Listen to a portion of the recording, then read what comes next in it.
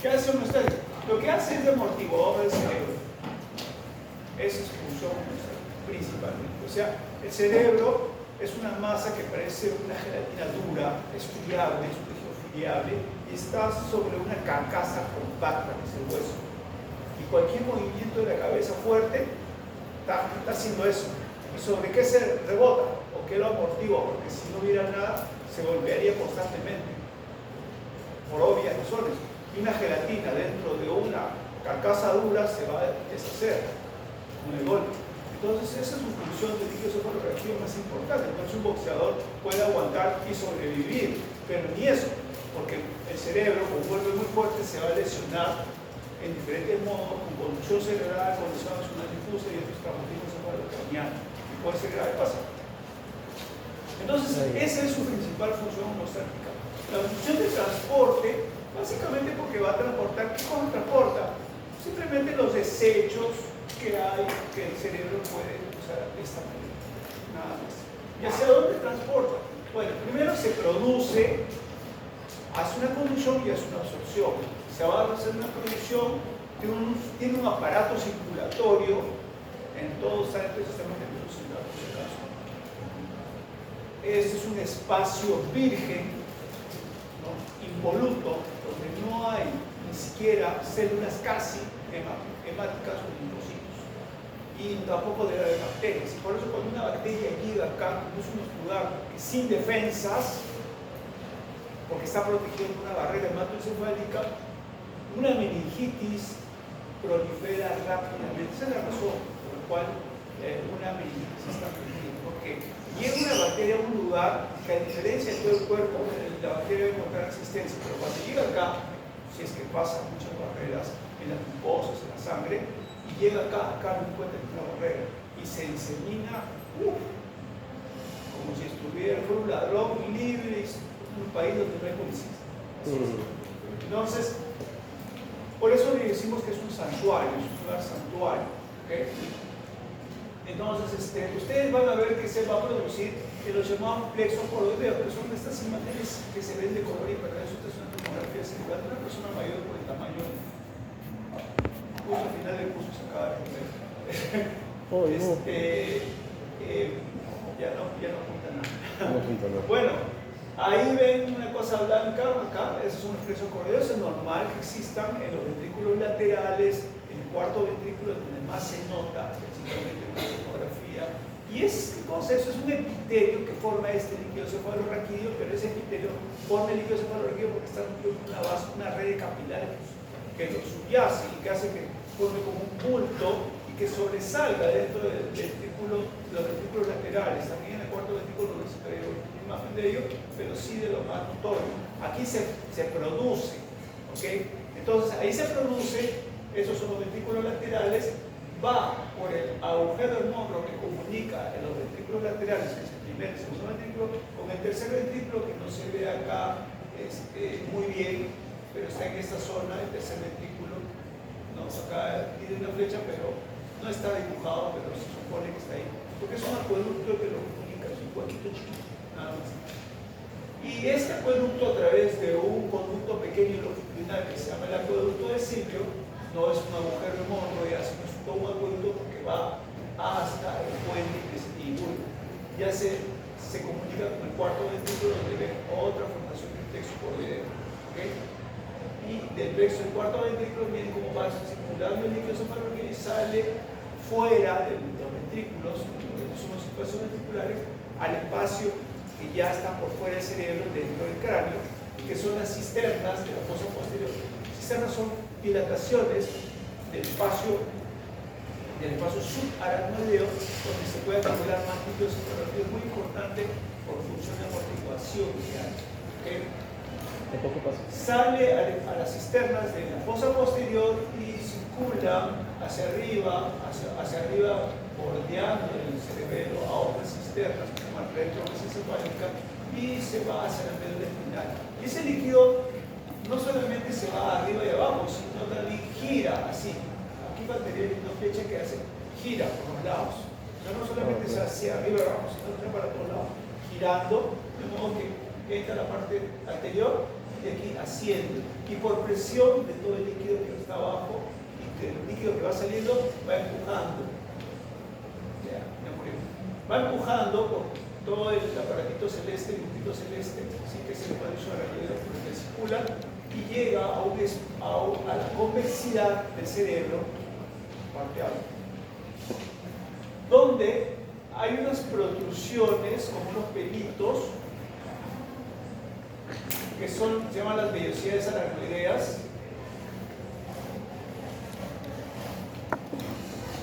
que lo comunican con las dilataciones venosas que están dentro de la dura madre, son llaman los senos venosos. ¿Okay?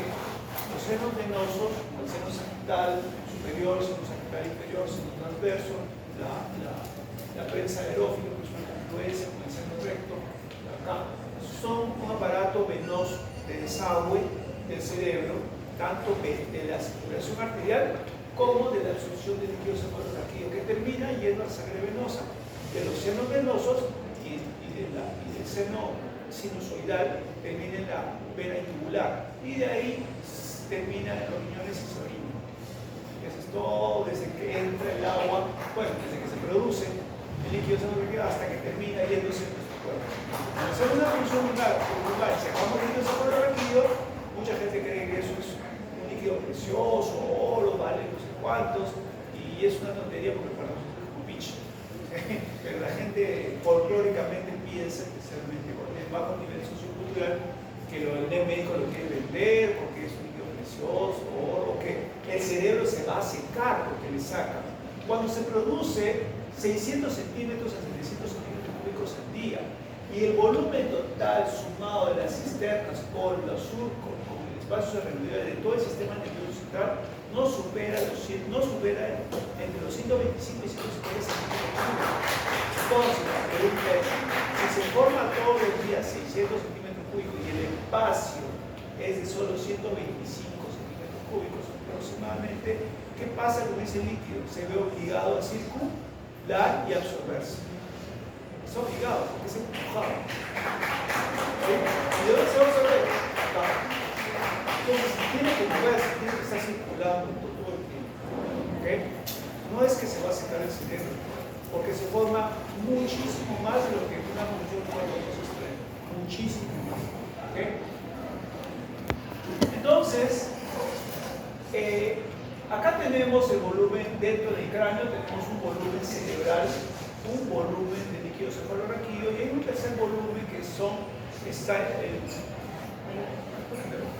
es un tercer volumen que está dentro del aparato o el sistema vascular, es arterial y venoso. Entonces hay tres volúmenes intracraneales. Esos tres volúmenes juntos, gracias, cada volumen genera una presión, ¿ya? Una presión. La sumatoria de los tres volúmenes me va a dar la presión intracraneal. ¿Se acuerdan que les dije que la presión de perfusión era la presión arterial media, pero la presión intracraneal?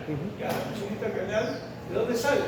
De la suma de estos tres volúmenes. El líquido cefalorraquídeo, el volumen sanguíneo y el volumen encefálico.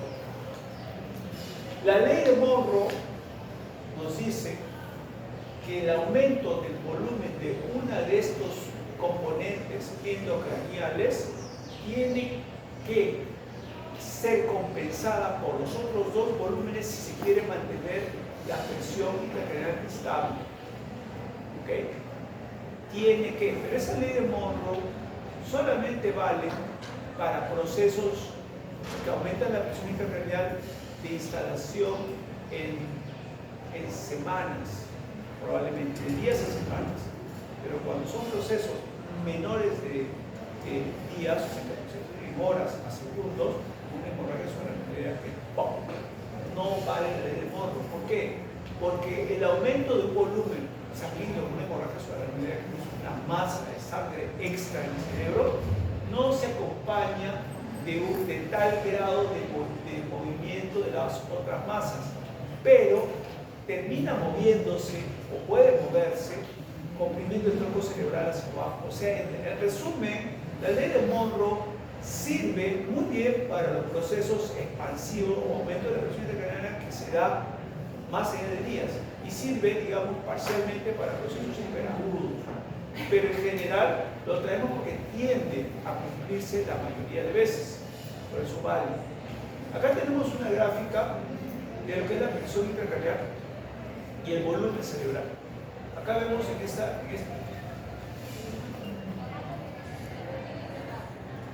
parte.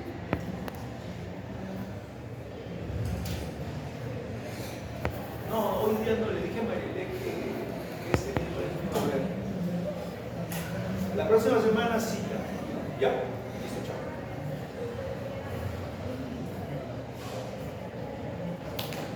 Entonces, el aumento del volumen, ¿ok? Está aumentando en este eje el volumen y la presión intracraneal no aumenta. Y eso es gracias a la ley de Moore, porque los otros dos componentes van a ser, pero esos van a ser amortiguadores. Ahorita explico cómo contigo. Pero los únicos dos componentes que pueden amortiguar son el componente vascular y el componente líquido cefalorraquídeo, no el volumen cerebral. Por ejemplo, si ocurre una hemorragia en el cerebro, va a ocupar espacio, entonces va a disminuirse el volumen vascular, o sea, de los senos venosos, el volumen del líquido cefalorraquídeo y en última instancia el volumen arterial, o sea, el tamaño de las arterias, eso es lo último. Pero eso va a producir o va a tolerar o va a mantener la presión intracraneal hasta cierto volumen, dependiendo de dónde está la masa. Luego de eso se produce un aumento de la presión intracraneal en forma parabólica, o sea, se dispara.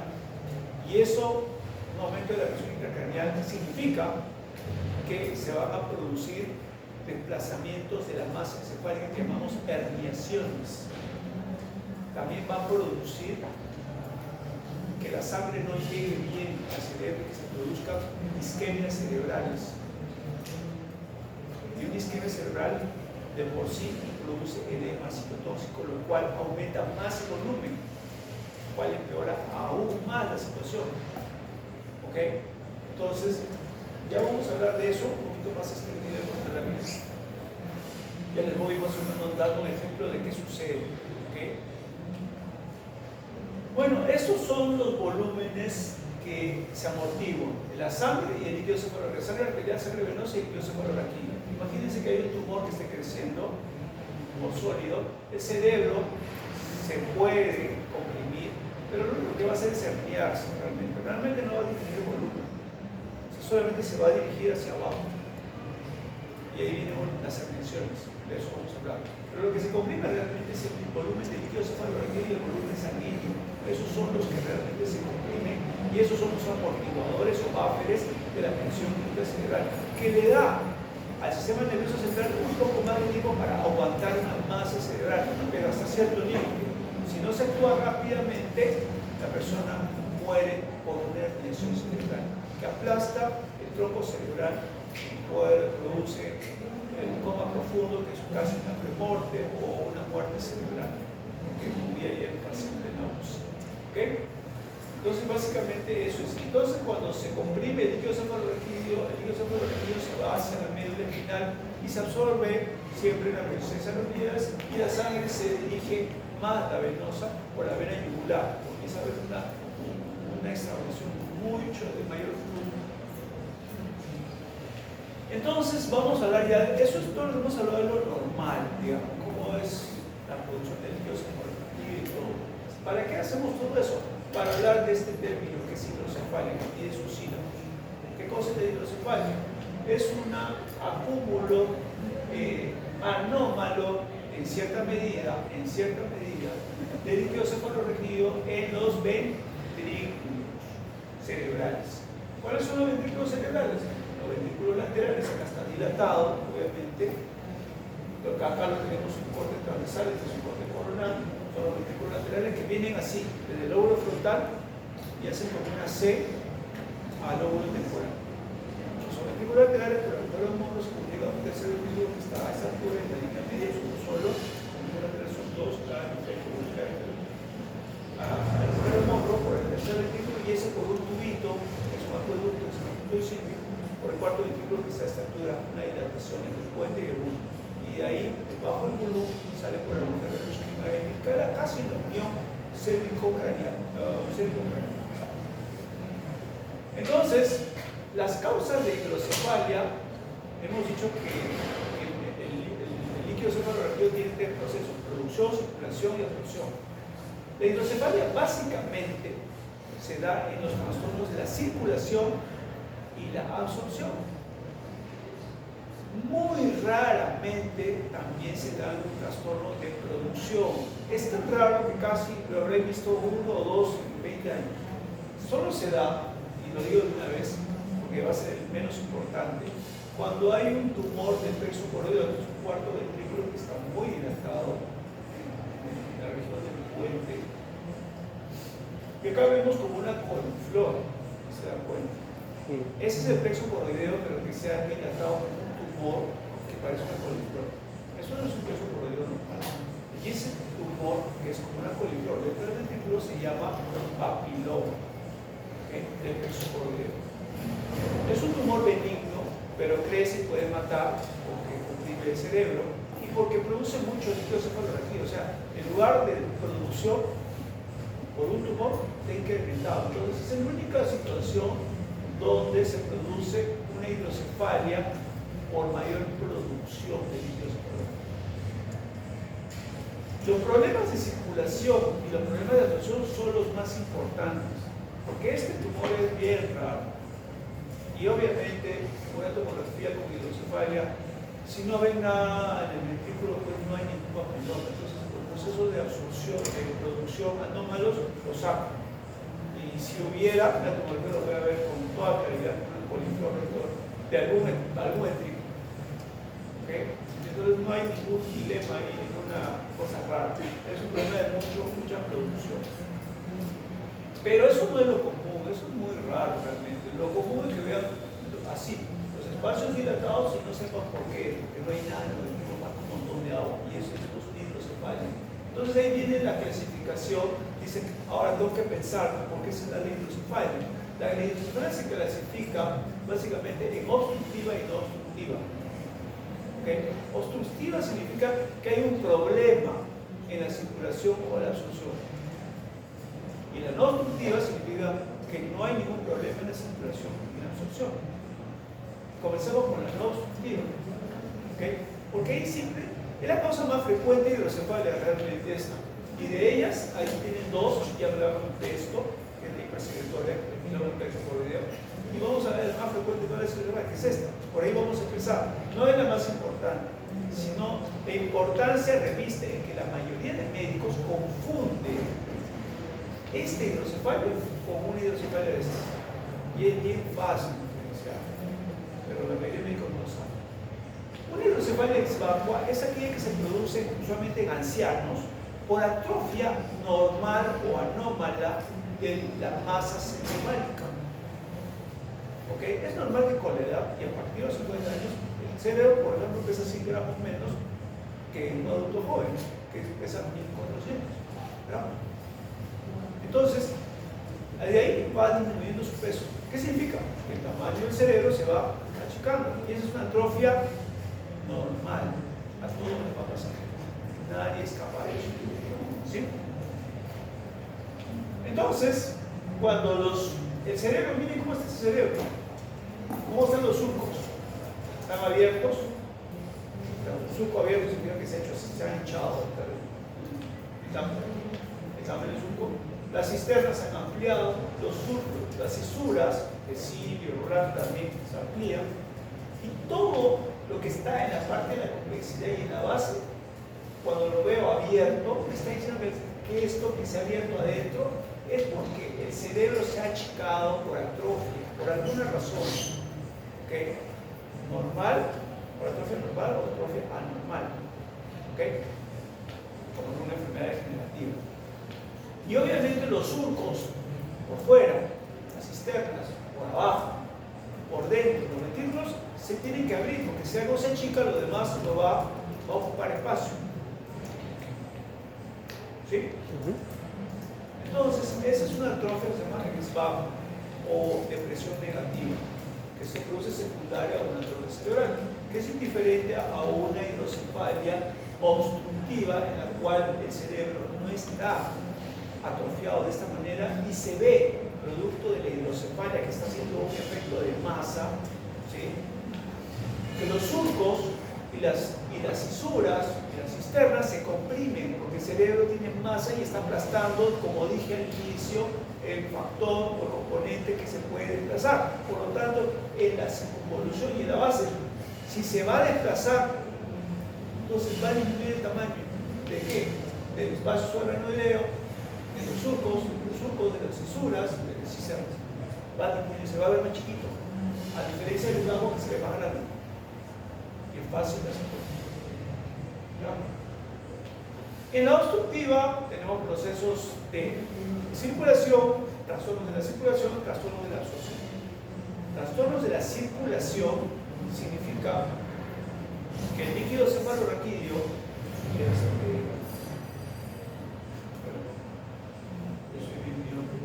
ya, acá está como no comunicante y comunicante, pero son procesos básicamente de circulación y absorción. No comunicante significa que hay una obstrucción del contenido del ventrículo, de los ventrículos entre ellos o entre el ventrículo y la cisterna. O sea, no comunicante sería que esta flechita no comunica este espacio que es el intraventricular de aquí hasta acá con la parte externa, cisterna, espacio. Hay una obstrucción acá o hay una obstrucción. Eso es no comunicante. Por ejemplo, en el agujero de Monro, el agujero de Silvio, el corto ventrículo, hay algo que está obstruyendo, que puede ser obvio o no ser obvio. Entonces, no comunicantes que no comunican el sistema ventricular entre sí y con el espacio subaracnoideo, fuera del cerebro o cisternas, que lo mismo. ¿Qué se pasa en el medio simplemente acá? Nada más. Entonces, cuando uno dice que el proceso es no comunicante, piensen esto. Cuando es comunicante, dicen sí, que todo comunica entre el intraventricular y el extra y el espacio subaracnoideo, sí se comunica bien. Y cuando es un proceso comunicante, entonces el problema va a estar en la absorción. Cuando es no comunicante, es un problema de la circulación. Pero la circulación intraventricular. Cuando no es comunicante, pudiera también haber un problema de la circulación fuera del intraventricular, en el caso de la neurea. Lo usual es que lo produzca acá en la televisión, pero puede haber un problema de circulación a este nivel. Entonces, se ha dividido así, o se ha categorizado así básicamente, para poder definir si como un acto operatorio se va a requerir como urgencia o no. Esa es la razón por la que se le ha puesto ese nombre, comunicante y no comunicante. ¿Okay? Acá está la definición. ¿Sí? ¿Qué cosa es lo que acabo de decir? ¿Ya? Bueno, acá ustedes ven los ventrículos laterales, el tercer ventrículo y el agujero de Monro dilatados y las cisternas de la base. Miren cómo se está aplastando hacia abajo. Las cisternas de la base, miren cómo no ha aumentado el tamaño, más se han colapsado porque es un tamaño anormal. Y el espacio subaracnoideo acá pareciera estar normal. A diferencia de esta imagen donde vemos el tercer ventrículo dilatado, o sea, hidrocefalia, pero vemos que el espacio de las cisternas de la fosa posterior está aumentado el tamaño. Entonces, ¿cuál es comunicante y cuál es no comunicante? ¿Este qué sería? No comunicante. No comunicante. ¿Por qué? Porque acá se está atorando y acá afuera no. Para eso se ha hecho eso. Porque eso se opera rápidamente. Y esto de acá sería, miren cómo se está abierto. Todito el líquido está comunicando. Esta es una hidrocefalia, pero que comunica. Esta es una hidrocefalia que no comunica. ¿Ya? Eso me está diciendo que hay una obstrucción dentro del intraventricular. Y esto me está diciendo que hay una obstrucción en la circulación del espacio subaracnoideo o en la absorción de la presencia del neurea. Esto es lo que me está diciendo cada uno. Sí, solo con la imagen. Ese es el significado. Bueno, ahora ya les dije el concepto, pero ¿qué patologías son las que producen estos problemas que acabo de mencionar ahorita? Por ejemplo, la los problemas de circulación, ya hablé la no comunicante, donde está el problema de circulación, dije que es dentro del ventrículo de acá.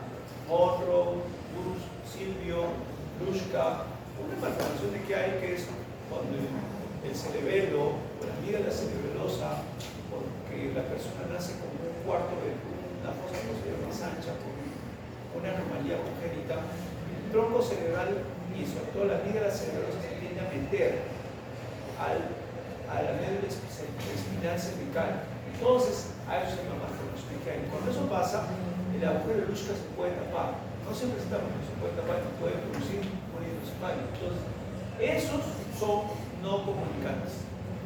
¿Y por qué pasa esto? Prácticamente por las mismas razones que voy a mencionar acá, solamente que una cobra más importancia que la otra.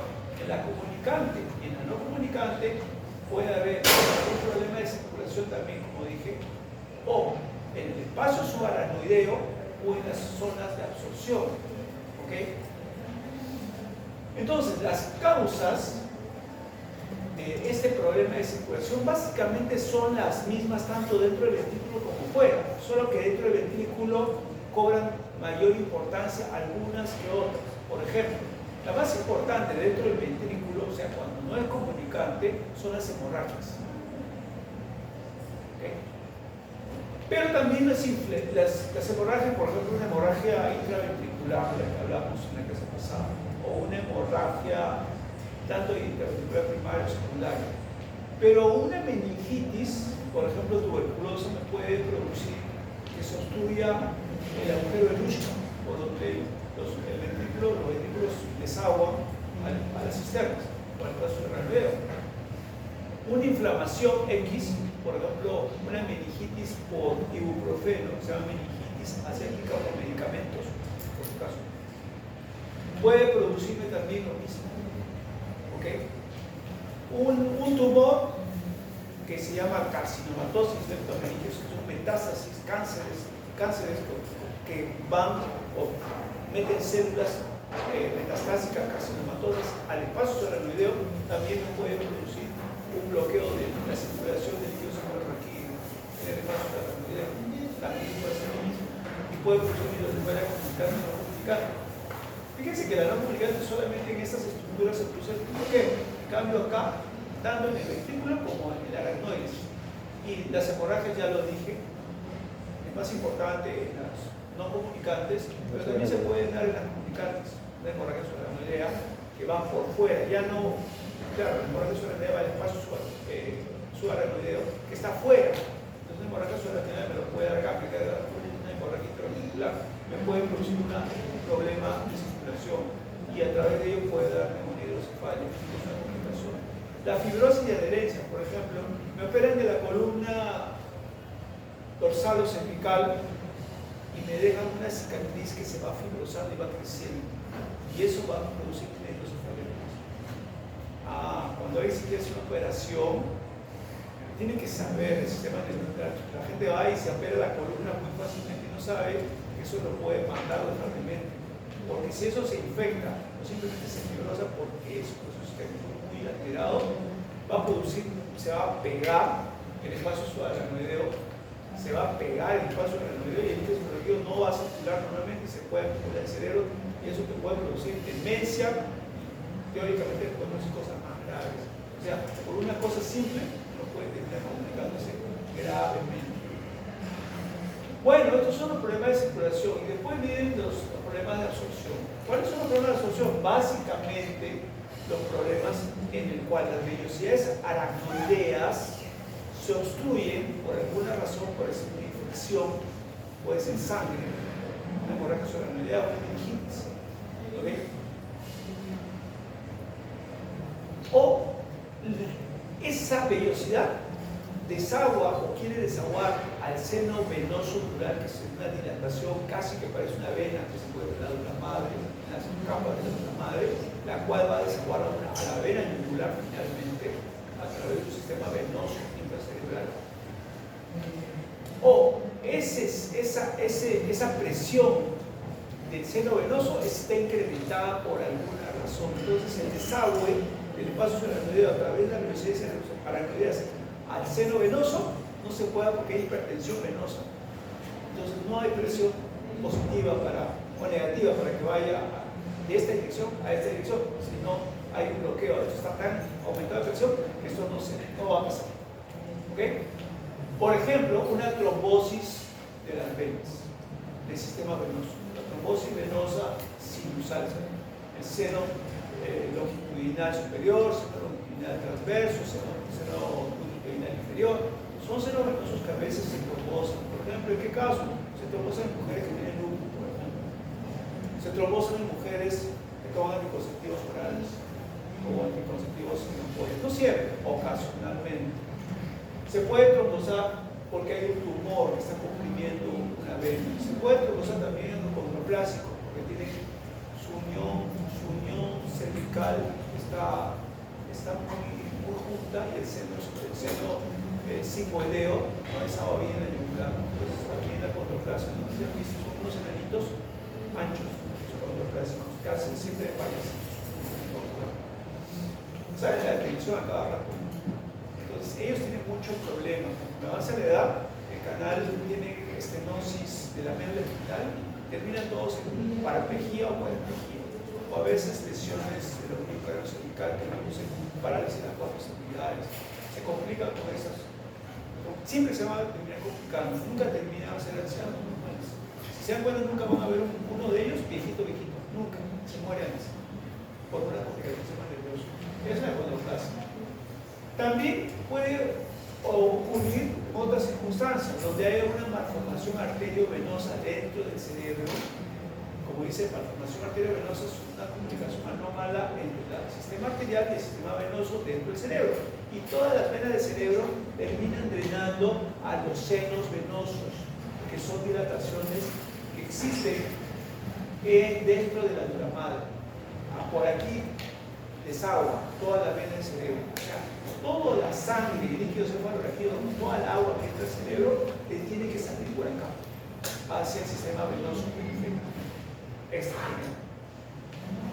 Entonces, una malformación arteriovenosa que esté desaguando y que sea de alto flujo va a generar un aumento de presión en el seno venoso grande, porque desagua tanto, será en malformaciones grandes, anchas, no en malformaciones arteriovenosas pequeñas, por eso dice de alto flujo, grandes, puede predisponer a que el líquido cefalorraquídeo no se absorba, porque hay mucha presión acá, entonces esto no va a tener presión para absorber. Si no hay presión, se acumula y puede producir hidrocefalia. Esa es otra complicación de la persona que tiene malformación arteriovenosa. ¿Okay? Bueno, dijimos que habían consecuencias de la hipertensión endocrinal. ¿Sí? Dijimos que había alteraciones en la microcirculación, había herniaciones y había una reducción de la perfusión cerebral. Realmente esto es una redundancia de esto, realmente, porque si hay reducción de la perfusión cerebral menor de 50 milímetros de mercurio, ya dijimos en una clase que es un poligemia. Si llegaba a ser menos de 20, dijimos que era isquemia. Si llegaba a ser menor de 10, dijimos que era infarto. Ya se dijo. Y esto es lo mismo que esto, porque es una alteración de la circulación realmente. ¿Por qué no circula bien? Porque la presión de perfusión no entra. O sea que los dos factores importantes están acá. Entonces, una hipertensión endocraniana es un neovolumen del parénquima. Será hipertensión endocraniana cuando hay un neovolumen en el parénquima, en el líquido cefalorraquídeo o en el espacio hemático. En uno de esos espacios tiene que haber un acúmulo para que se produzca hipertensión endocraniana. ¿Okay? Pero esa hipertensión endocraniana puede ser a curva, que era esa curva de acá. Que la hipertensión endocraniana es esa parte de acá. Cuando sube para más de 20, cuando llega a ese nivel, hipertensión endocraniana está definido como 20 milímetros de mercurio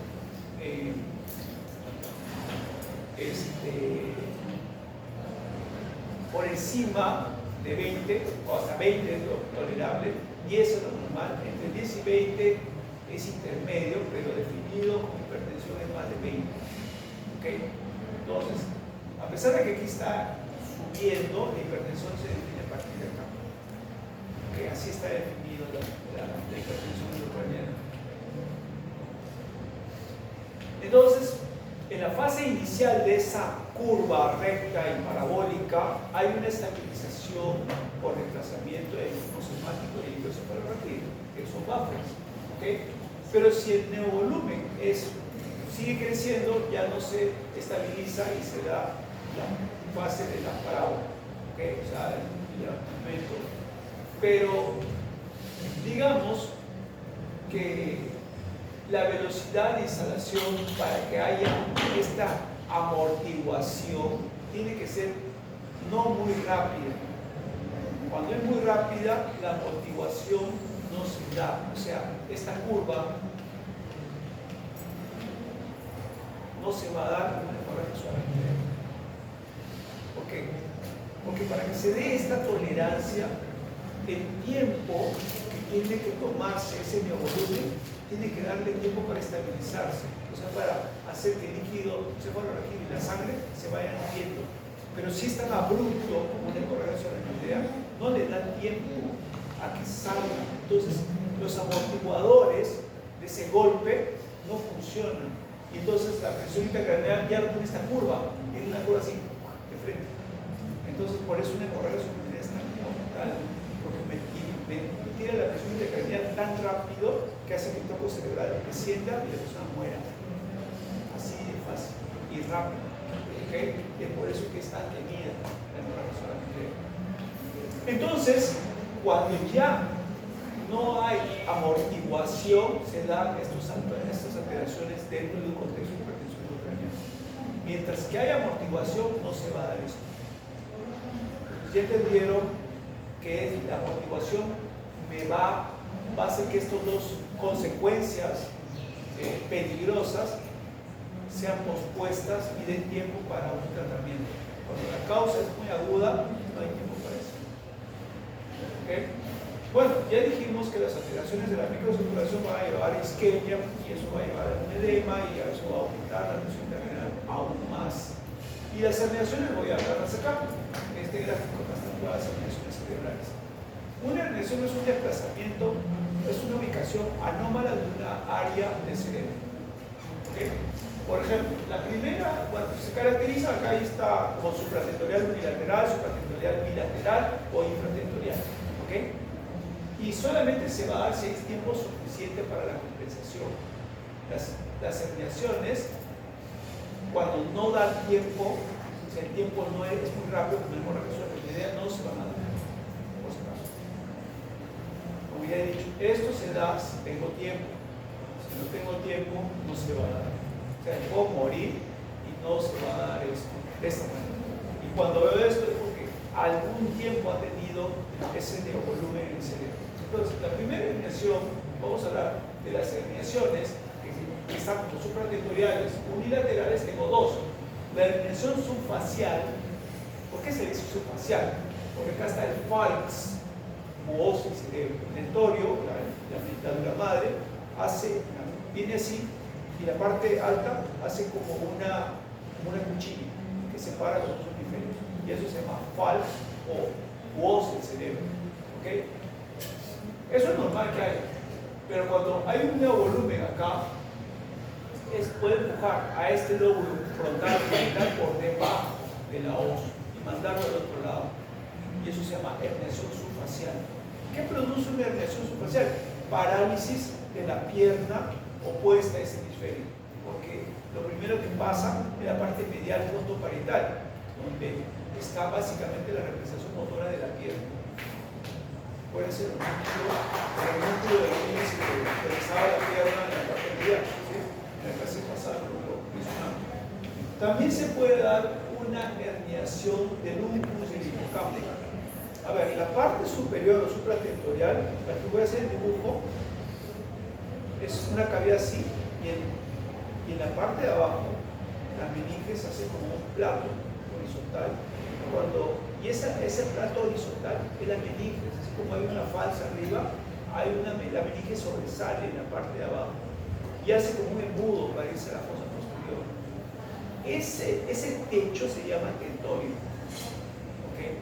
Y por eso, cuando la presión intracraneal supratentorial es muy grande en un lado y está en el lóbulo temporal o cerca del lóbulo temporal, en la fosa temporal intracraneal,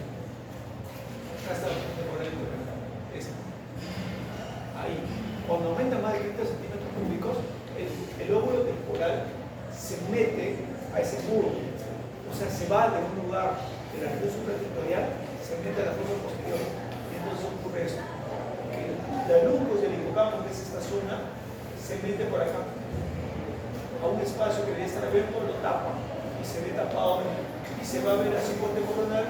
Bueno, este es un corte transverso que está normal, pero se vería obstruido acá, esto acá, y esto por acá. ¿Ok? Esa es la segunda tipo de resonancia facial. La bucal, que son bilaterales, y las bilaterales, bueno, la bucal, que acá yo dije que iba a pasar cuando sale la regresión bucal. Cuando se da la regresión bucal, se comprime el tronco cerebral y el paciente entra en sopor o en coma. Así. ¿Por qué? Porque miren que este hongo se ha metido en un espacio donde está el mesencéfalo. ¿Y qué hace? Lo aplasta, pues lo empuja contra el otro lado. ¿Y qué hace? La compresión del mesencéfalo me va a dar decorticación bilateral, decorticación unilateral con descelebración contralateral o descelebración bilateral. ¿Sí? Y eso es coma mesencéfalo. ¿Ok? Entonces, una herniación bucal, ¿cómo empieza? Al inicio, antes de que llegue a ese estado grave, comienza primero, antes de eso, con una dilatación de la pupila de este lado, porque así comienza. Porque primero se aplasta el tercer nervio craneal que sale acá. Por acá sale el tercer nervio craneal. Lo aplasta y sale el tercer nervio craneal, que produce miosis, ya no funciona y esa pupila se dilata.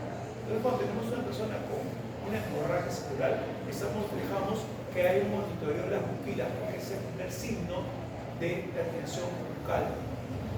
Y monitoreo del estado del despertar, porque ese es el primer signo de la herniación subfacial.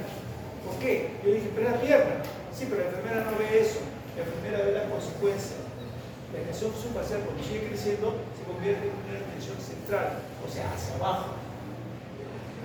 Y esta es una herniación bilateral, no es unilateral, es bilateral, pero la herniación facial sigue con una herniación central. ¿Y qué hace la herniación central? Aplasta el sistema reticular que va ascendente. ¿Y qué hace el sistema reticular ascendente? Cuando se aplasta, la persona comienza a entrar en un estado de somnolencia, o sigue a humillación, sigue letargo, sigue estupor, termina en coma y finalmente muerte cerebral. Como dije en la clase de trastorno del despertar, la primera clase, o la segunda. Entonces aquí tienen los tres tipos principales de relaciones supratentoriales. ¿Okay? Una herniación bucal no da herniación central. La herniación central se puede dar por una masa en el centro del cerebro o después de una herniación subfacial. ¿Okay? Y el cuarto tipo de herniación, bueno, en la fosa posterior existen dos tipos de herniaciones realmente, pero una de ellas es tan rara que no vale la pena y no los quiero confundir. Pero la herniación que se tiene que conocer es la herniación amigdalina. ¿Okay? La amígdala cerebelosa puede, en ciertas circunstancias, poner un nuevo volumen en la fosa posterior, o cuando hay una malformación de la unión cráneo-cerebral con la malformación de Kiefer, la amígdala cerebelosa se puede herniar del contenido intracerebral al intramedular, al intraradicular. ¿Okay? Y produce una compresión del bulbo, de la unión bulbo-cervical, donde se encuentra el cuarto ventrículo y al ladito las células o los núcleos que nos permiten respirar y latir, el latido, la frecuencia cardíaca y la respiración autónoma. Por eso cuando dormimos, nos seguimos respirando, nos acordamos de la piel, nosotros estamos profundamente dormidos porque eso tiene un sistema automático. ¿Okay? Todos los animales lo tienen, un sistema primitivo, nosotros también lo tenemos. ¿Okay? Pero en el síndrome de Ondina, se llama la maldición de Ondina, la literatura griega, no sé si han leído, maldición de Ondina consiste en que si se dormía muere. Y eso pasa en una herniación ondina, es la maldición ondina, solo que en ese tiempo no lo sabían, creían que era una maldición de los dioses. Pero así se llama, es parte de la mitología griega, que es muy bonito, sería bueno que lo lea porque describe la herniación amigdalina. ¿Okay? Se queda dormida y muere, entonces no podía dormir, porque sabía que si se dormía, moría. Eso lo sé con chistes en JB, pero con otras presiones, que no hay que contar, no son apropiadas. Bueno, acá hablamos de la erección amigdalina, que es una erección de la forma posterior al intraradicular, pero a través de este foramen, que se llama el foramen bajo. ¿Okay? Básicamente eso es lo que quería mencionar sobre eso, que es importante que lo sepan. Entonces hablemos ahora de la hipertensión endocrinal. La hipertensión endocrinal tiene una tétrada, una triada de sintomatológica y un signo muy importante. La triada sintomatológica de la hipertensión endocrinal típica, que no siempre se ve, ya saben que lo típico no siempre se ve, es cefalea, náuseas y vómitos. Esa es la triada sintomatológica que nos sugiere hipertensión endocrinal. Pero estos vómitos son explosivos. O sea, normalmente cuando una persona quiere vomitar, siempre tiene esa van a vomitar todos alguna vez, como ¿no? Cuando han comido algo malo, pues algo que estaba mal, en mal estado, comienzan una sensación de malestar, después una sensación de asco, después ya una sensación de que quiero vomitar y voy corriendo al baño y guácala, ¿verdad? Ya, tienen un precedente, se llaman los síntomas que avisan. Bueno, en cambio, típicamente en el vómito por hipertensión endocrinal no me avisa nada, sino de frente, ¡pum!, sale así. Se llama vómito en proyectil. O sea, sin ese cortejo sintomático previo que normalmente se cuando son problemas gastrointestinales.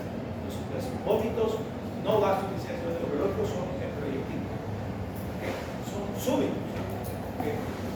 Pero puede haber náuseas a veces, sí. O sea, ese proyectil no siempre es oscuro. ¿Okay? Pero es más rápido que un problema gastrointestinal, por supuesto. Pero más importante que esto, este paciente se queja de cefalea. ¿Y cómo es la cefalea? Porque la característica de la cefalea importa mucho. Es una cefalea que es matutina, entre nocturna a matutina. En ese lapso es donde se da la cefalea. O sea, la persona comienza a tener dolor de cabeza a la hora que se acuesta, se levanta en la madrugada con el dolor de cabeza o en la mañana con el dolor de cabeza. ¿Okay? Y si además de eso tiene náuseas y vómitos, peor. Hoy día vimos un paciente con mi grupo que tenía cefalea matutina y le pedimos el prescripción. Después de que había tenido fiebre y había tenido una guisapilleta. A pesar que la tomografía de ingreso no tenía nada, le pedí una tomografía antes, porque sé que puede haber una hipertensión endocrinal y puede haber una masa ahí, repente sangrado, o siempre se está coleccionando algo. Le pedí un contraste porque en emergencia no le pidieron contraste y le dieron varios estudios porque tiene fiebre. Entonces, las náuseas y los vómitos se deben básicamente por compresión del centro del vómito que se encuentra en el bulbo raquídeo. Eso se da cuando la presión intracraneal va a generar una presión hacia el tronco cerebral, aumento de presión y ese centro se comprime un poco y entonces da las náuseas y vómitos. Y la cefalea básicamente se da por dilatación venosa y arterial secundaria a la noche, a que en la noche cuando ponemos en horizontal, si se dan cuenta su cara en la mañana está más hinchada que en la noche. Tómense una foto del despertar, tómense una foto de dormir, comparen, cuando ve que está más cachetones en la mañana y en la noche están chupados. ¿Por qué? Creo que lo saben, ¿no? Porque al ponerlos echados, el agua se redistribuye uniformemente. Recuerdo que estaba en mi internado, un amigo que se había emborrachado, lo dejaron dormido, estaba borracho, con los pies contra la pared, y al día siguiente apareció casi el doble. Desgraciado, pero así son los amigos. Despertó de su borrachera con la cara así tan mal. Ah, pues, pero por lo menos hizo eso, sabía medicina. Por lo menos. Bastante saludable de todo esto. Bueno, entonces, aparte de esa redistribución de agua que ocurre, como si fuera un vaso, pues ustedes lo echan así y el agua se va a ir. ¿Sí? Un vaso medio vacío, a ver cómo se va todo parejo. Ya no se ve que se va. Igualitos somos nosotros cuando nos echamos. Y esa es la razón por la cual da mucha gana de la noche para algunas personas. ¿Okay? Sobre todo si el cerebro está muy chico. Pero la otra razón es que en la noche la presión arterial del CO2 o anhidro carbónico tiende a aumentar porque la ventilación ya no es la misma, no tiene el mismo grado de ventilación cuando estamos de pie, sentados o dormidos. Baja la ventilación, la presión arterial de CO2 tiende a aumentar y eso produce venodilatación. Entonces, esa venodilatación en un paciente que tiene ya una masa aumenta el dolor de cabeza. Por eso es que el dolor de cabeza nocturno y matutino es un signo de alarma. Me asusto cuando escucho eso. ¿Ya? Sin embargo, la causa más frecuente en una persona que tiene cefalea nocturna y matutina es cefalea tensional, porque no duermen bien. Y apnea del sueño. Esa es la causa más frecuente. Pero eso de ahí es exclusión. Primero tengo que estar seguro que no tiene química. Entonces, ¿qué hago con una persona que tiene cefalea así? Hago lo mismo que he hecho hoy día con el paciente que me ha dicho que tiene cefalea, que es una tomografía rápida. ¿Okay? Yo creo que este paciente va a seguir teniendo una cefalea tensional, pero le pido la tomografía como si no supiera que es un verdad. Hago de cuenta que no sé eso que sé y procedo como si fuera algo secundario. Esa es la manera de pensar cuidadosa. Procedo como algo secundario sabiendo que lo primario, o sea, una tensión, hasta una migraña, puede ser la causa más probable o que obviamente lo es. Porque ese paciente estaba tenso y preocupado, porque estaba preocupado. Y sé que eso va a resultar, pero procedo como si no, por seguridad. ¿Okay? El paciente y niños. Bueno, eso es una actividad sintomática y el signo más fiable es el papilledema. Acá ven ustedes, esto es un fondo. Para ver papilledema tienen que saber hacer fondo de ojo. Para saber hacer fondo de ojo tienen que practicar un oftalmoscopio. Si no, la clase va a resultar sosa, porque si no saben hacer fundoscopía, ¿qué van a ver? Tienen tiempo para comprarse un oftalmoscopio bueno o el chale ancho, de mango, de cabeza ancha. Compren el delgadito, negro, conocido. Pues sirve, pero es más difícil. Bueno, este es un fondo, una papila óptica normal. Acá tenemos el disco, la copa, todo el disco. ¿Okay? Tienen dos colores diferentes. Se llama copa disco. Entonces todo esto es la papila. ¿Okay?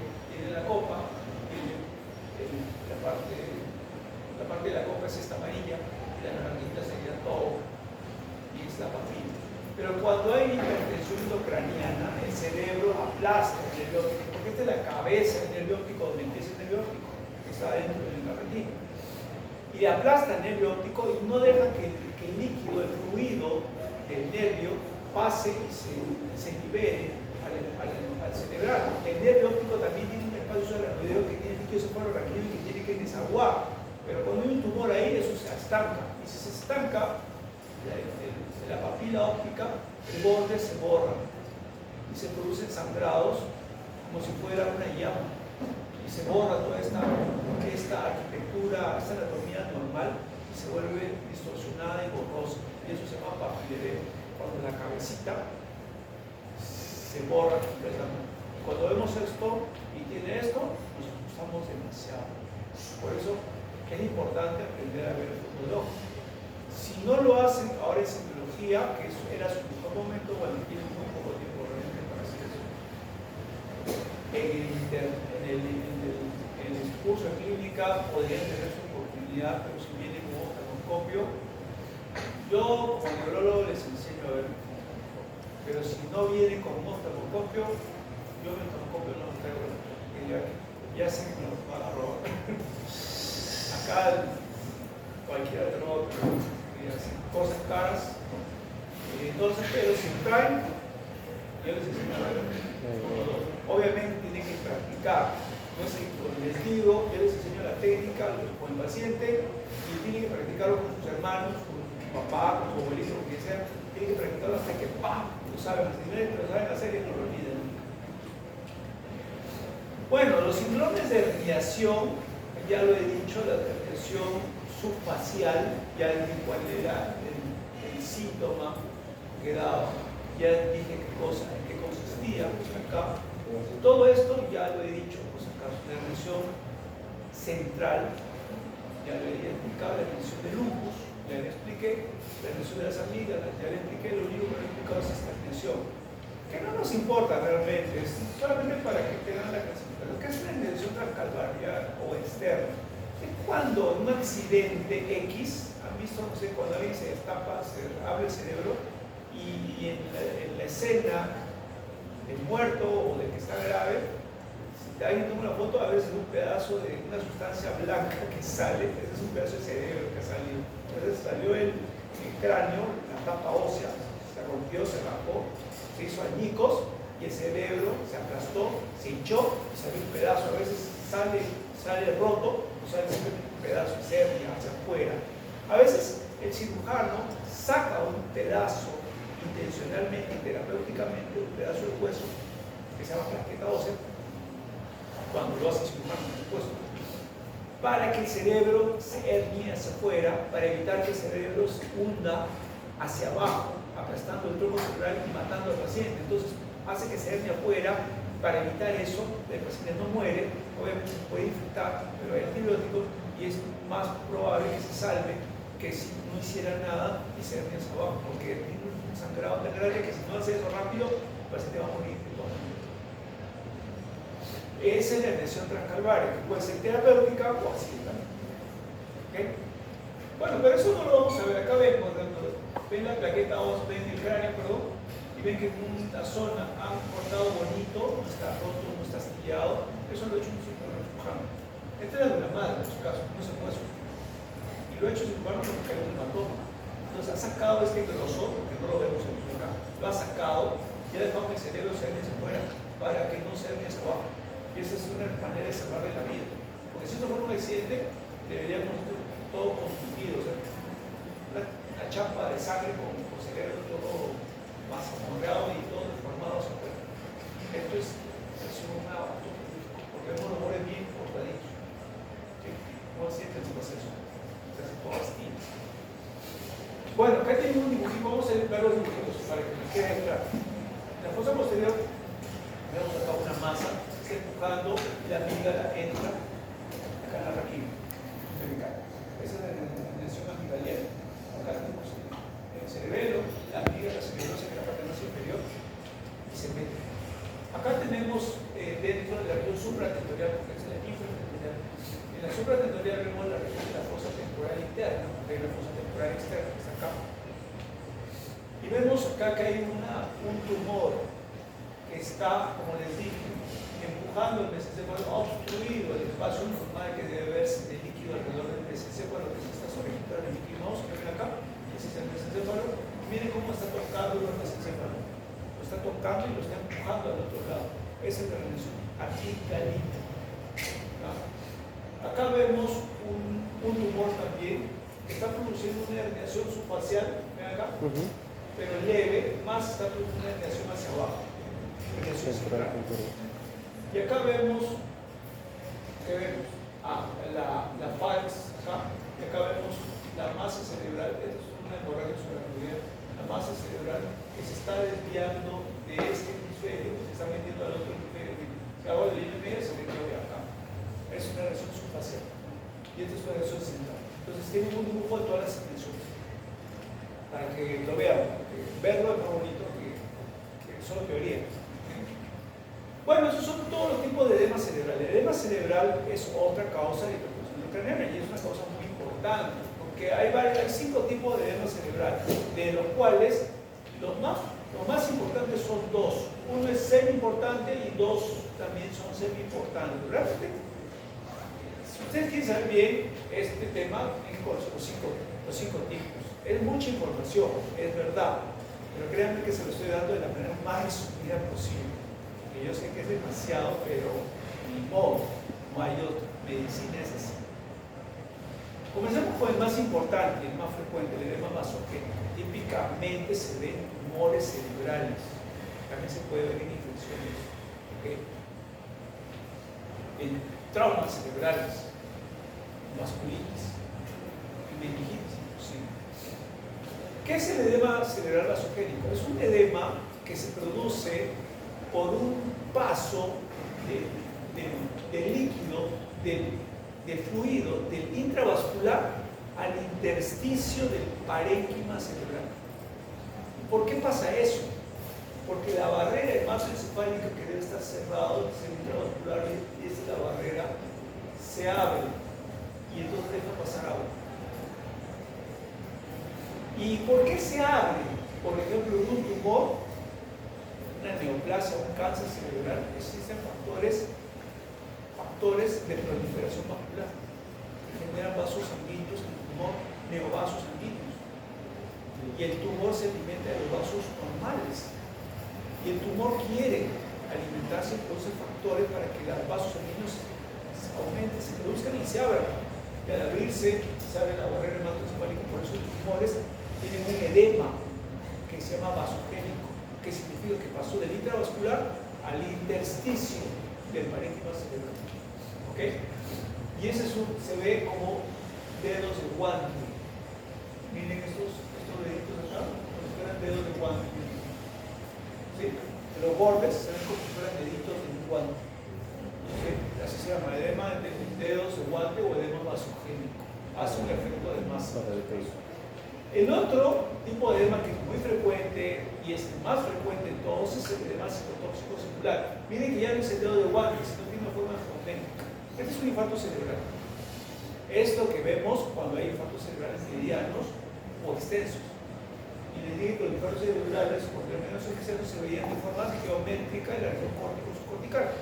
Todo eso que esté hinchado cuando es grande puede hacer que el cerebro se hernie al otro lado. Les dije eso cuando el infarto era extenso. Y por eso dije que cuando el infarto era extenso había somnolencia, lesión letal o por coma. Y había un trastorno de conciencia, un trastorno de letal. Pero que dije por eso, por la hipertensión endocraniana y las tensiones cerebrales. ¿Okay?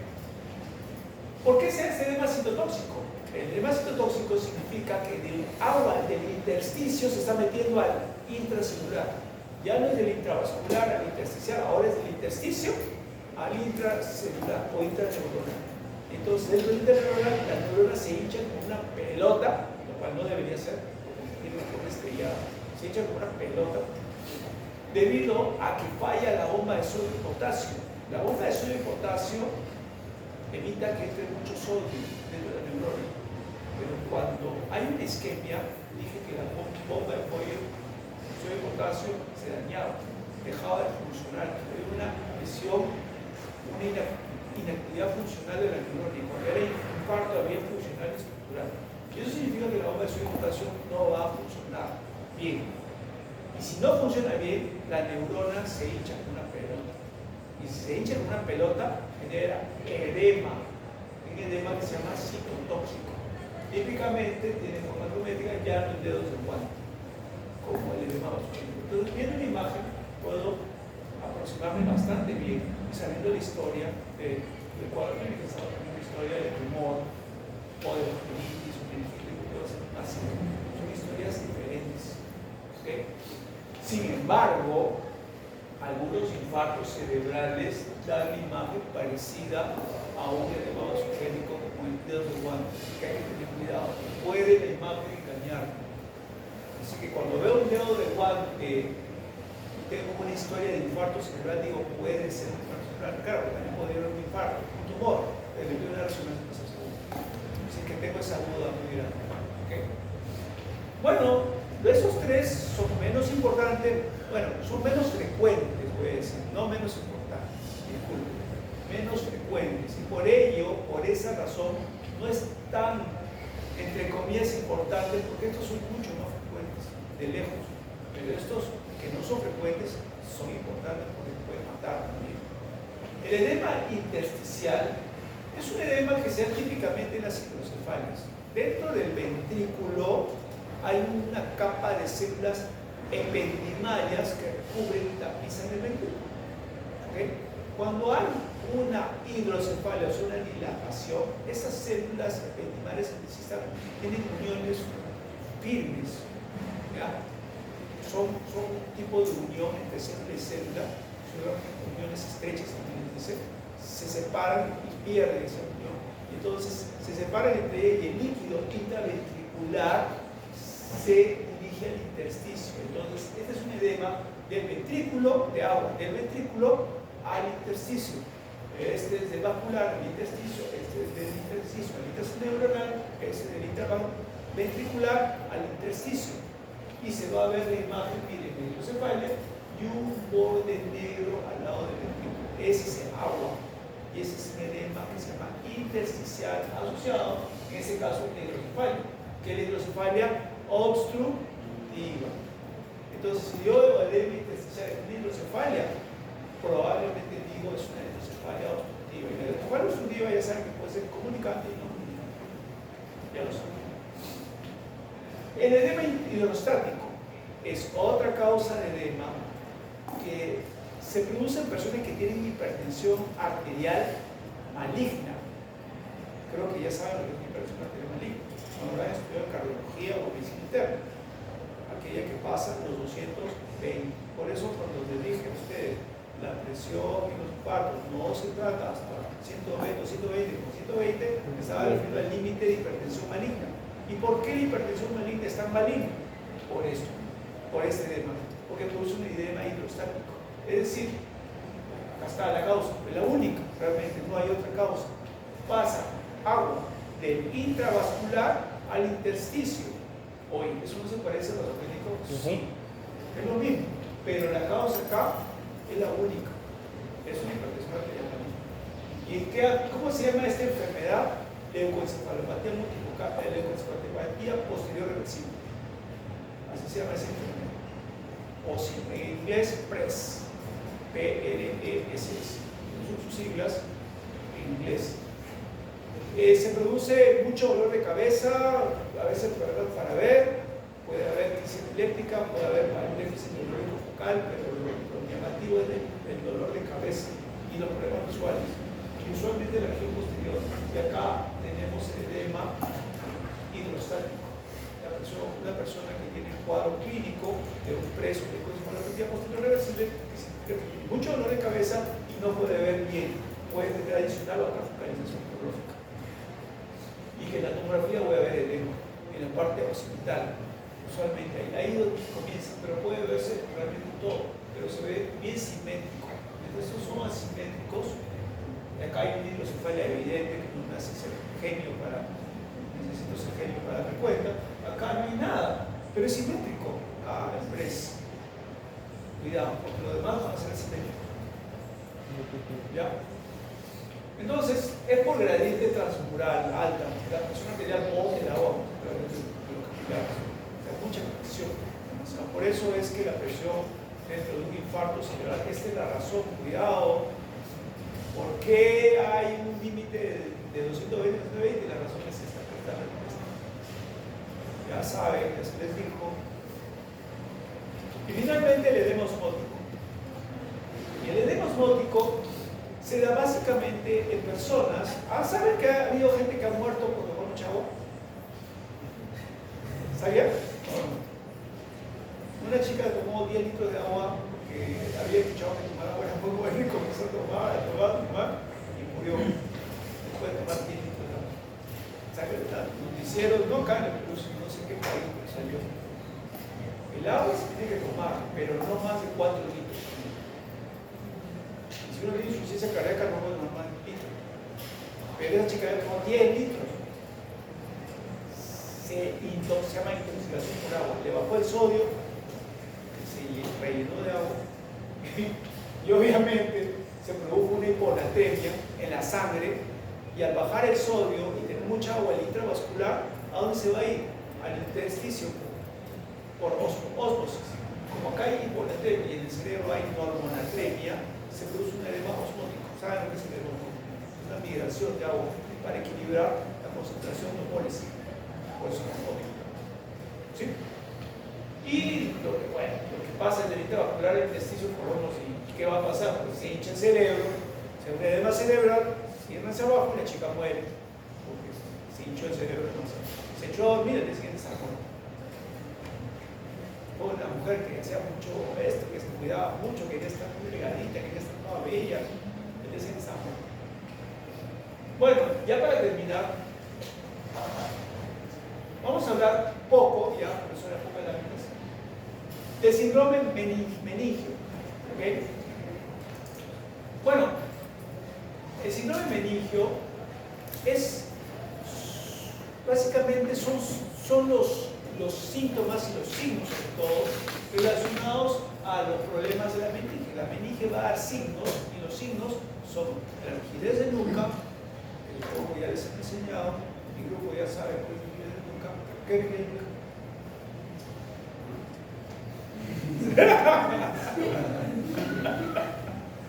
A ver, nadie en mi grupo quiere. ¿Qué? A ver, no ha venido nadie más de mi grupo. Han escapado, tres únicos. Siente que no puede bajar hasta la No, eso no es rigidez de nuca. No te han enseñado. ¿Nadie?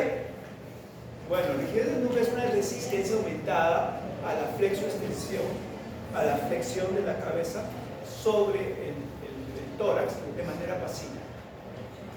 Entonces, ¿cómo me doy cuenta? Obviamente es en este sentido, nada más.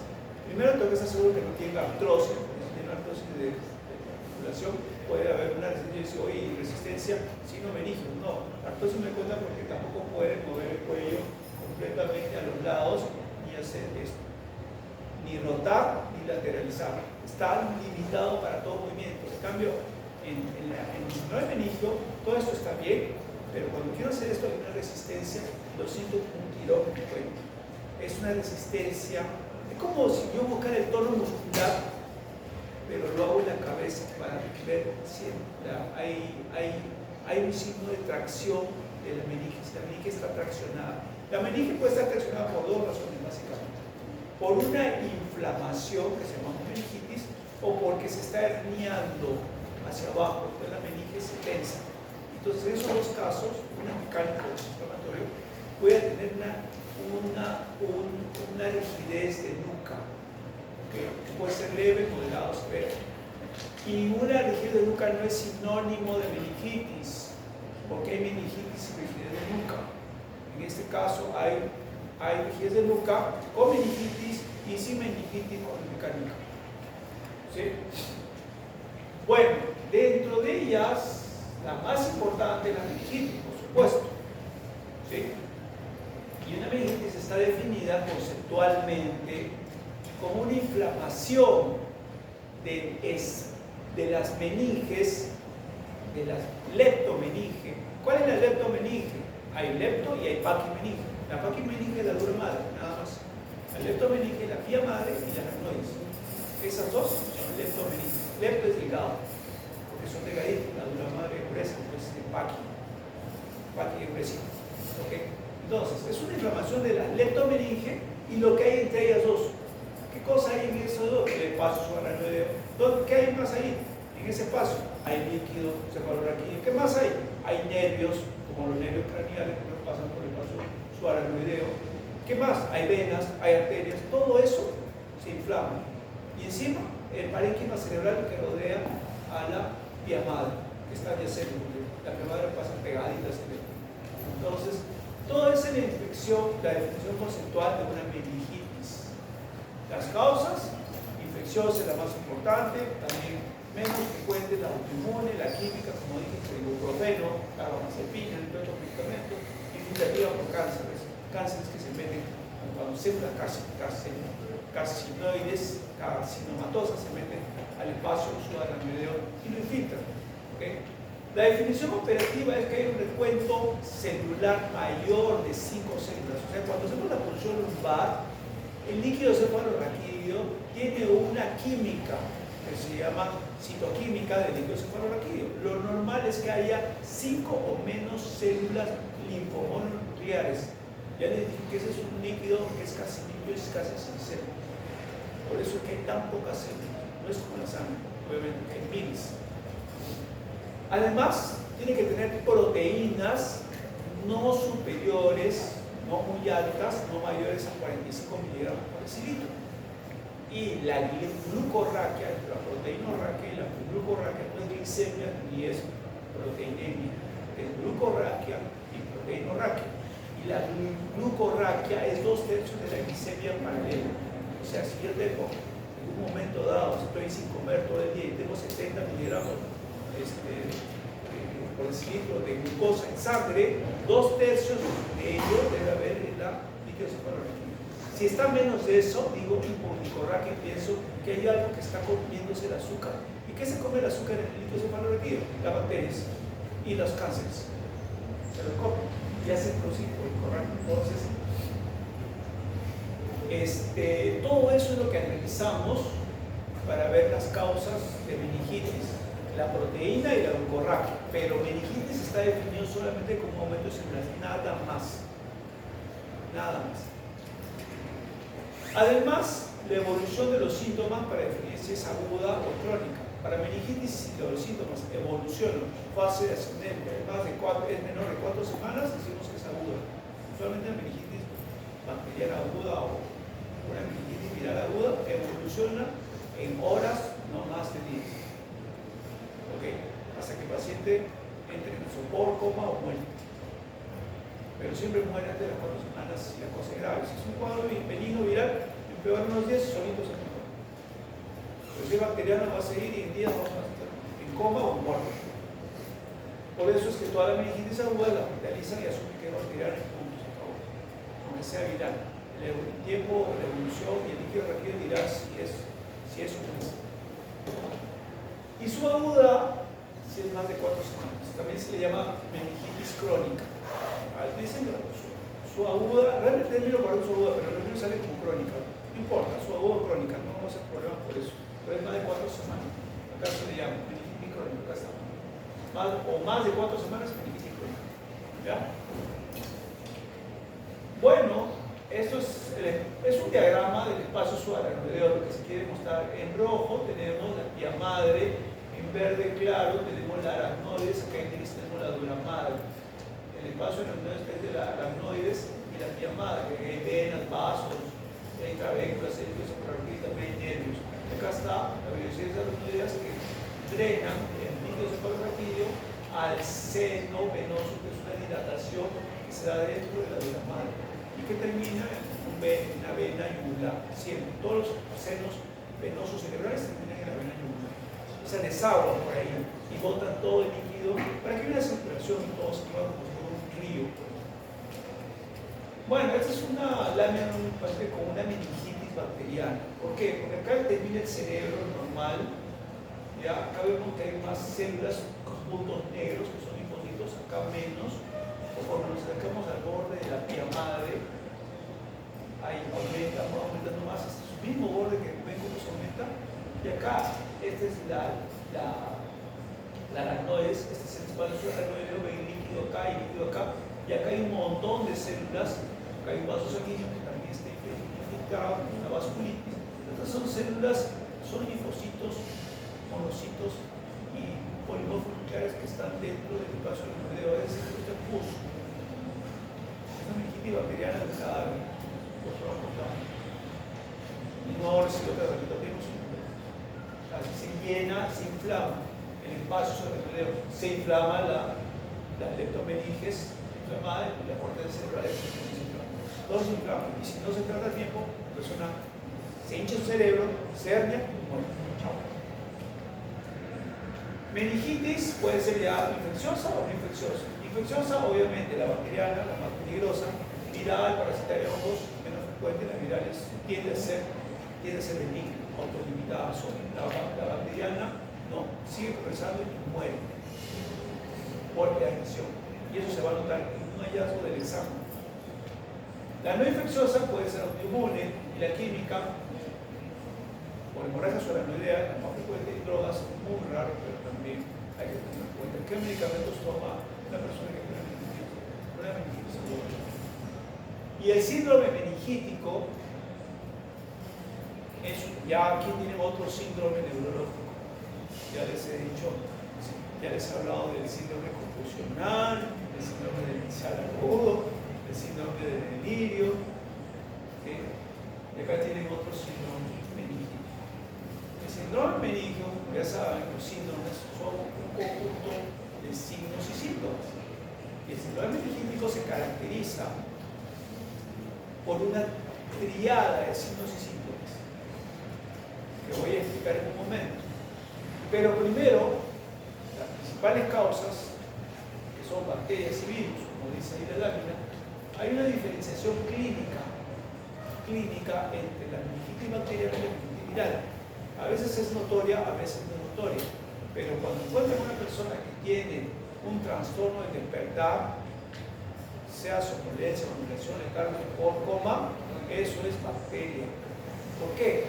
Porque la bacteria no se autolimita, su recuento bacteriano va incrementándose y la reacción inflamatoria va también incrementándose, y eso produce una hipertensión endocrinal que produce un descenso del tronco cerebral, una desviación central y compresión del sistema reticular, que ahora se mete por eso también en somnolencia hasta el coma y muere. ¿Ya? El mecanismo es interrupción endocrinal. ¿Ok? Otra causa de señal meningitis hemorrágica es una hemorragia. Estalla una arteria, revienta, sale sangre, le pasa sobre el se produce una hipertensión renal abdominal y se produce esa presión confirma el sistema reticular que ahora ascendente sin ampliación, solamente presión, porque no hay tiempo a que se produzca la desviación y la persona muere. ¿Okay? Pero el síndrome meningítico tiene una triada de signos y síntomas. El primer grupo de signos es signo por inflamación. ¿Cuál es el signo por inflamación? Cefalea, fiebre y inflamación del líquido cefalorraquídeo por consumo urbano, significa más de 5 células por mililitro en el líquido cefalorraquídeo. Porque hasta 5 se tolera, pero más de eso ya sí se necesita. Químicamente definido. O definición operativa. Y los signos por inflamación en meningitis son precoces y prominentes. O sea, el dolor de cabeza queda fuerte. Antes que estos dos, que no son precoces. En la encefalitis, todo se da por igual. Van paralelos. O a veces estos son precoces ante el signo de cefalea. Por eso un paciente que vimos hoy día que comenzó con fiebre y tuvo una crisis epiléptica, dije que lo más probable era encefalitis. No tenía rigidez de nuca y no tenía una cefalea prominente de inicio. La cefalea aparece después, por el encefalitis. En meningitis es al revés. La cefalea es muy precoz y muy prominente. Después le siguen estos dos trastornos, los signos de focalización, que puede ser en más una crisis epiléptica o una hemiparesia, por ejemplo, y los signos por trastorno de conciencia al despertar, que se van a dar usualmente para causas bacterianas. ¿Por qué? Bacterianas, sobre todo los trastornos del despertar, por compresión del SARA, por un virus no lo da. Pero un virus sí me puede dar trastorno de conciencia, me puede dar confusión, ¿sí? Me puede dar confusión o delirio, ¿sí? Pero cuando es meningitis tienden a ser benignos. La encefalitis viral sí es maligna. Ya lo vamos a ver en el curso personal, porque hay un virus herpes que mata. En 7 días a 10 días no está muerto. A veces hasta 14 días puede durar vivo, pero solamente entre el séptimo y décimo día, si uno recibe el doctor, muere o queda en coma o demencia severa. La mayoría se muere. Y ese es un virus ya, pero eso es encefalitis viral. Acá estoy hablando de meningitis viral. La meningitis viral tiende a ser autolimitada, pero un inmunosuprimido, un paciente con HIV puede matar. Ya es otra población, una población de riesgo. Entonces, bueno, los signos focales ya saben, los trastornos de conciencia ya les he enseñado, los signos focales. Entonces, una triada de esto me hace pensar en esto, donde la cefalea y la fiebre son síntomas prominentes. Y obviamente voy a tener signos que al examen se llaman signos meningios. ¿Ya? Como acá está, signo de irritación meningia, la rigidez de nuca, también llamado meningismo. Ya dije qué cosa es. El Kernig y el Brusinski, que seguro sí algunos les habrán hablado de ello, ¿no? No se ha hablado nada. Sí. Bueno, acá tiene al pacientito para ver rigidez de nuca, el paciente se pone de cúbito dorsal, hace el movimiento pasivo de la cabeza sobre el tronco, como es de esta manera, pero no se hace así. Así no se hace. Esto está, bueno, para ver Kernig sí, para ver Brusinski, perdón, sí está bien, tamaño. Pero para el rigidez de nuca, una mano flexiona la cabeza y la otra está en la nuca sintiendo un tirón. Miren, háganse ustedes mismos y díganme si sienten algún tirón y van a ver que no hay ningún tirón. Háganse ustedes mismos. Pálpense la nuca, acá la zona de la nuca, y díganme si cuando hacen eso sienten algún tirón. No hay ningún tirón. Se hace suave, no se hace así, no, se hace así suave y despacio, y se va sintiendo si aparece un tirón. Si lo hacen abrupto pueden sentir el músculo, pero si es ese suave no van a sentir nada. Eso, aprendan cómo es normal, para que cuando estén ante un meningismo se den cuenta que se produce una tensión la cintura, se estira, si fuera, o si se pusiera así. Porque la irritación de la meninge hace que el músculo produzca dolor, y el músculo paravertebral de la nuca entre en una hipertonía que se llama espasmo. Ya lo dije en clase, hipertonía. Se llama espasmo, y ahí eso es la rigidez de nuca. El espasmo de la musculatura paravertebral cervical producto del dolor meninge que se genera cuando yo flexiono y estiro la meninge. La meninge está ahí en el receptor del dolor, duele. El paciente puede estar en coma, pero igual se produce el espasmo. ¿Okay? Bueno, el Brudzinski es cuando solo flexiono la cabeza y las rodillas se doblan, porque al jalando la meninge, como esta está inflamada, el paciente trata reflejamente, su cuerpo dobla para no sentir dolor. Es un reflejo para evitar el dolor. ¿Okay? Y el Kernig también es otro reflejo para evitar el dolor. Cuando estiro la pierna se dobla así, debería estirarse así, se dobla, para evitar el estiramiento de la meninge, porque al hacer eso estoy jalando la meninge para abajo. Como estoy irritada, aparece el signo de Kernig. ¿Okay? El mejor signo realmente es la rigidez, pero tienen que saber palpar. Tienen que estar seguros que no tenga artrosis de la articulación del cuello haciendo esta maniobra antes. Si no, se puede confundir. Bueno, la cefalea no es un síndrome, es un problema, porque es un síntoma. ¿Okay? Los síntomas o los problemas pueden ser producto de síntomas, pueden ser producto de signos, y puede ser una mezcla de síndromes o una mezcla de síntomas, la problematización. No tiene un signo o un síntoma patognomónico que me diga la causa. No hay patognomía. Por eso la cefalea juega entre la muerte y la simpleza. ¿Okay? Por eso, ¿qué hacemos para enfrentar este problema que puede ser mortal o no mortal? La respuesta está acá. Tengo que saber cuándo una cefalea tiene signo de alarma. Esa es la respuesta. ¿Okay? Una primera cefalea, por ejemplo, cefalea de reciente inicio, eso es un signo de alarma. O la peor cefalea. Yo sufro una cefalea siempre así, de ese nivel, de 5 sobre 10. Pero hoy día tengo una cefalea de 10 sobre 10 o 9 sobre 10. O esa cefalea que en la curva se ve como un pico. Esa es su peor cefalea. Signo de alarma. Una cefalea subaguda que esté progresando, va creciendo, un tumor cerebral. Una cefalea nueva en un menor de 5 años, en un menor mayor de 40 años. Menor de 5 años porque tienen una inmunosupresión relativa. Mayor de 40 años porque comienzan los tumores o neoplasias a aparecer. Bueno, una cefalea, en el contexto de alguien que sabe que tiene cáncer, que tiene inmunosupresión, ya dije acá estos dos, o que es una gestante. ¿Por qué? Porque las gestantes producen cefalea durante la gestación cada vez que, la mayoría de veces son migrañosas, pero he tenido tumores. A todas les pido una tomografía con estudio, con angiografía de venosa, porque las gestantes hacen trombosis de las venas cerebrales y entonces el líquido no se absorbe, se retiene el cerebro, se hincha, y si no va a comenzar a empujarse abajo y va a terminar muriendo. Eso pasa con la gestación. La gestación es un estado peligroso para el cerebro porque lo predispone a trombosis venosa. Por eso una madre tiene que tomar agua para evitar eso. Y si tuviese un tumorcito, la gestación, producto de que es un estado de hinchazón de agua en todo el cuerpo, hincha el cerebro. Un tumorcito que puede pasar desapercibido, durante la gestación se hincha. Todo su cuerpo hinchado de agua. Bueno, el cambio de la característica de la intensidad de la cefalea. Oye, esta es una cefalea que era así y ahora está así. Es como su enamorado, que siempre ha sido así, de pronto tiene una conducta diferente. Ah, ya está como otra. Bueno, listo. Síntomas asociados.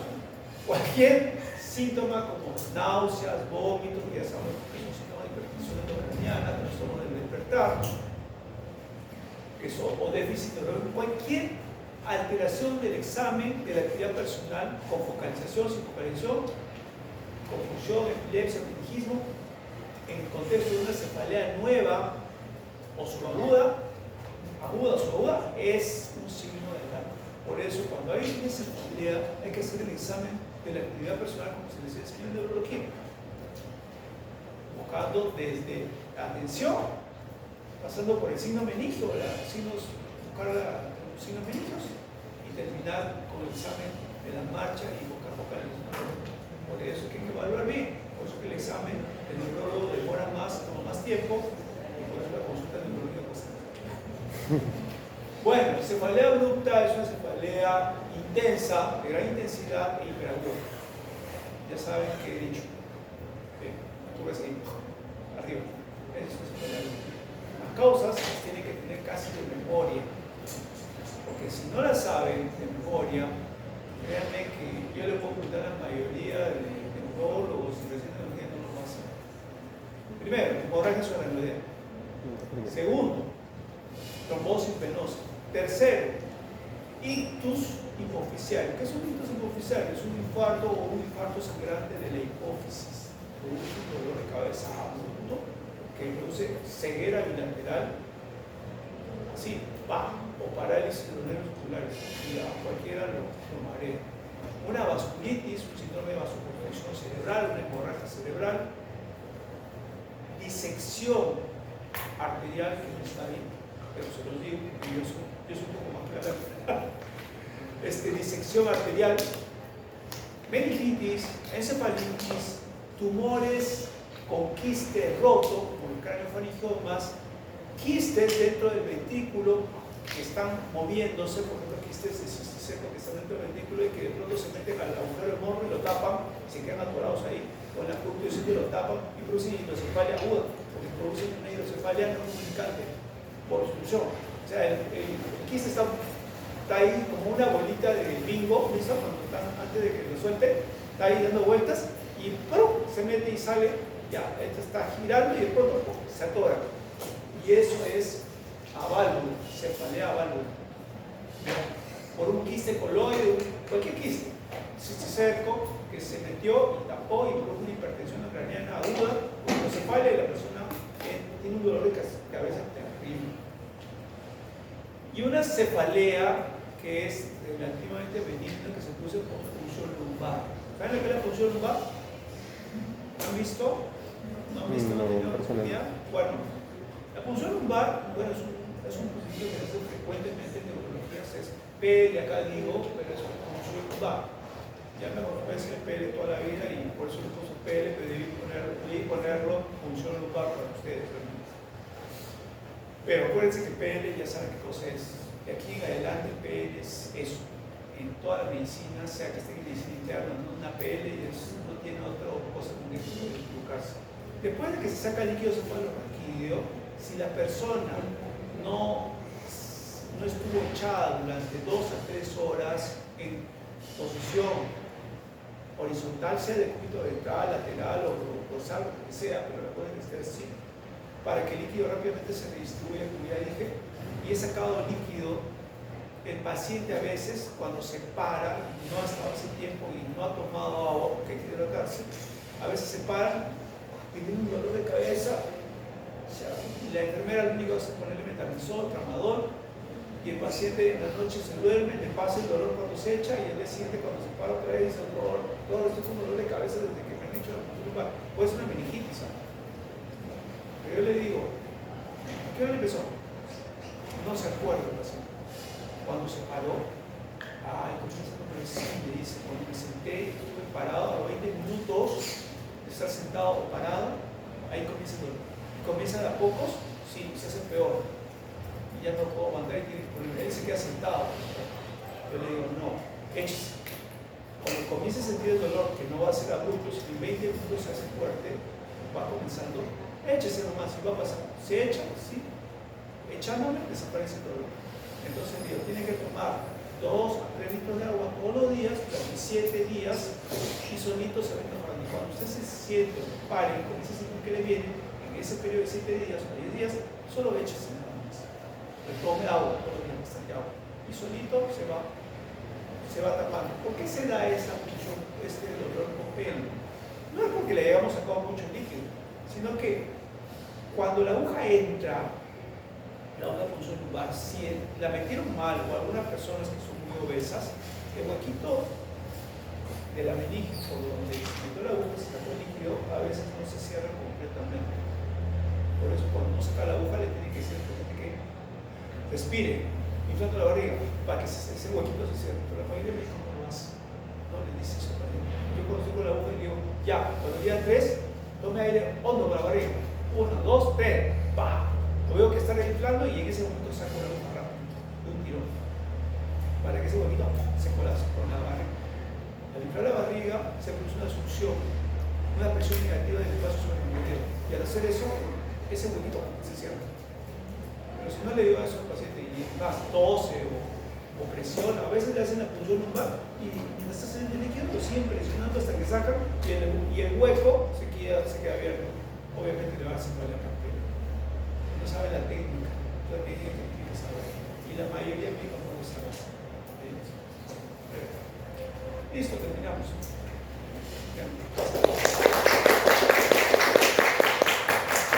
Preguntas, dudas, si no hay nada, Dios los bendiga. Estudien, por favor, ¿verdad? Ya no sé qué decirles, pero estudien, porque solamente que estudia bien le va a ir. ¿Bien? Está bien, doctor. Muchas gracias.